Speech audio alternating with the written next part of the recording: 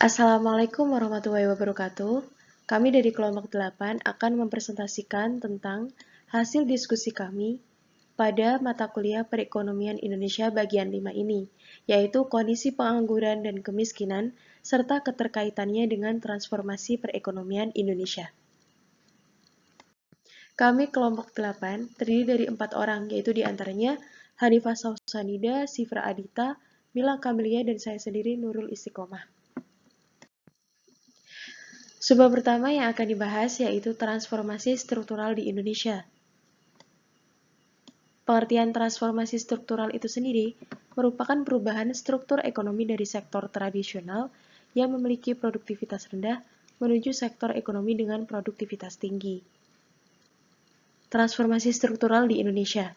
Indonesia telah mengalami transformasi struktural yang dibuktikan dengan penurunan pangsa sektor pertanian dan meningkatnya pangsa sektor industri terhadap total PDB. Tetapi, transformasi struktural yang terjadi merupakan unbalanced transformation karena tidak diikuti oleh transformasi struktur tenaga kerja yang seimbang.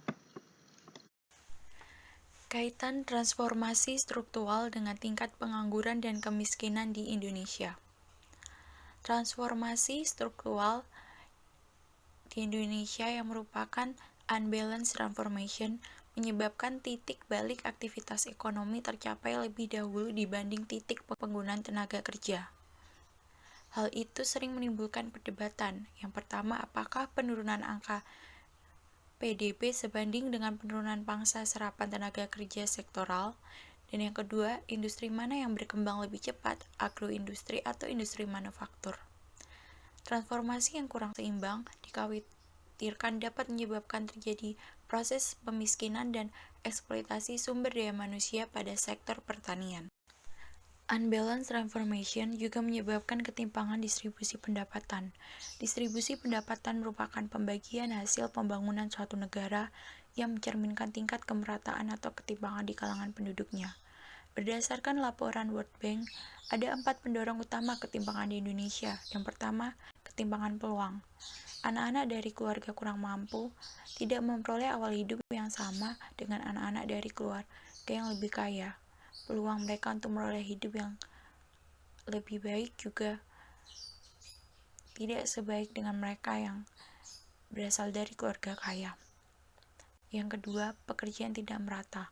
Hanya sedikit tamatan sekolah yang memiliki keterampilan, dan yang lain yang tidak memiliki keterampilan terjebak dalam gaji kecil dan produktivitas rendah. Yang ketiga, tingginya konsentrasi kekayaan. Kepemilikan aset keuangan atau properti di Indonesia semakin terkonsentrasi di tangan mereka yang paling kaya. Hal tersebut menyebabkan mereka yang kaya akan semakin kaya. Yang keempat, ketahanan ekonomi rendah. Hanya pegawai negeri sipil dan keluarga kaya yang memiliki jaminan kesehatan, uang pensiun, tabungan, dan lain-lain. Mereka yang berasal dari keluarga tidak mampu, jika terjadi suatu bencana, akan menjual aset mereka seperti tanah, rumah. Hal tersebut akan menyebabkan ketahanan ekonomi mereka semakin rendah.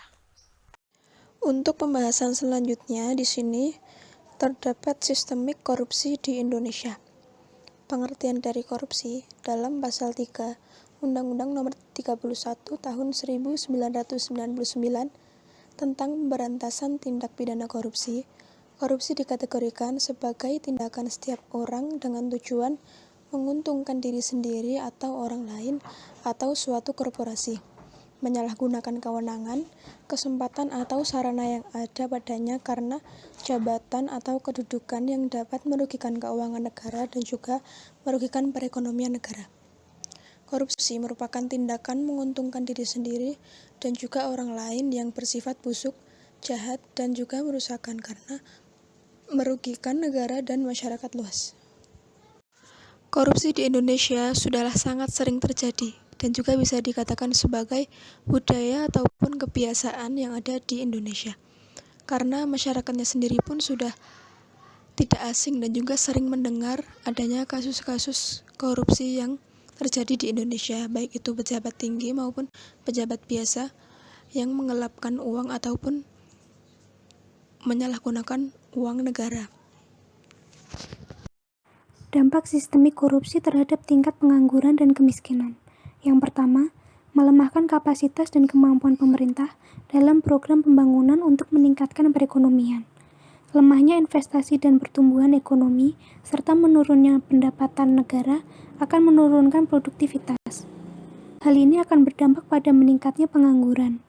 Berdasarkan data pada 2013, angka pengangguran terbuka usia 15 tahun ke atas adalah 5,92% atau berdasarkan angka absolut mencapai sekitar 7 juta jiwa. Ujung dari penurunan produktivitas ini adalah kemiskinan masyarakat akan semakin meningkat.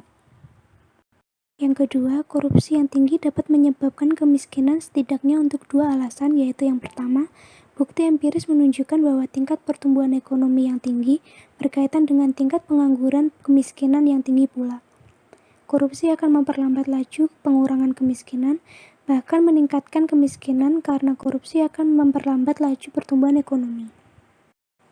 Yang kedua, ketimpangan pendapatan akan berefek buruk terhadap pertumbuhan ekonomi, sehingga jumlah orang yang menjadi miskin akan bertambah. Korupsi juga menyebabkan penghindaran terhadap pajak, administrasi pajak yang lemah, dan pemberian privilege yang cenderung berlebihan terhadap sekelompok masyarakat makmur yang memiliki akses kepada kekuasaan, sehingga yang kaya akan semakin kaya dan sedangkan yang miskin akan semakin miskin. Kemudian, di sini terdapat data mengenai profil kemiskinan di Indonesia hingga periode Maret 2020. Data ini diambil dari Berita Resmi Statistik nomor 56 tanggal 15 Juli 2020. Di sini terdapat diagram persentase penduduk miskin dan juga jumlah penduduk miskin yang ada di Indonesia dalam juta orang. Dapat dilihat bahwa terdapat persentase penduduk miskin terbesar terjadi pada tahun 2013 bulan September, yaitu sebesar 11,46% dengan jumlah penduduk miskin sebanyak 28,60 juta orang.